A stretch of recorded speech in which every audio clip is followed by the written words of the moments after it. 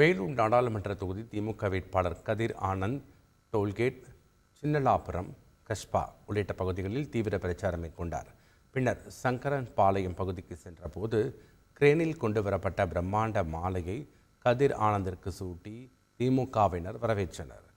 பின்பு பேசிய கதிர் ஆனந்த், வேலூரில் குடிநீர் பிரச்சனையை தீர்த்த துரைமுருகனின் மகனாக வாக்கு கேட்பதாக பேசினார்.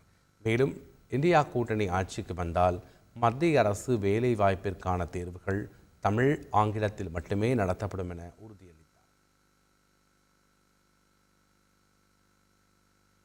நான் உள்ளூர்காரன், ஏன் பெருமையோட சொல்லணும்னா காட்பாடி துரைமுருகனோட மகனா உங்ககிட்ட வாக்குகளை கேட்கிறேன். ஆகையால அது மட்டும் இல்ல, இந்த வேலூருக்கு குடிதண்ணீர் பிரச்சனையை தீர்த்து வைத்த எங்க அப்பா துரைமுருகனோட மகனா கேட்கிறேன். உங்கள் வாக்குகளை உதயசூரியன் சின்னத்துக்கு வாக்களித்து என்னை வெற்றி பெற செய்யுங்கள். நீங்கள் உதயசூரியனுக்கு வாக்களித்தால் தேர்வுகள் அனைத்தும் தமிழிலும் ஆங்கிலத்திலும் நடக்கும். நம்ம மாணவர்கள் தமிழ்ல எழுதுவாங்க, இங்கிலீஷ்ல எழுதுவாங்க. ஆக வேலை வாய்ப்பு கிடைக்கிறதுக்கு நிறைய வாய்ப்புகள் இருக்கு. செய்திகளை உடனுக்குடன் தெரிந்து கொள்ள உடனே சப்ஸ்கிரைப் பண்ணுங்க.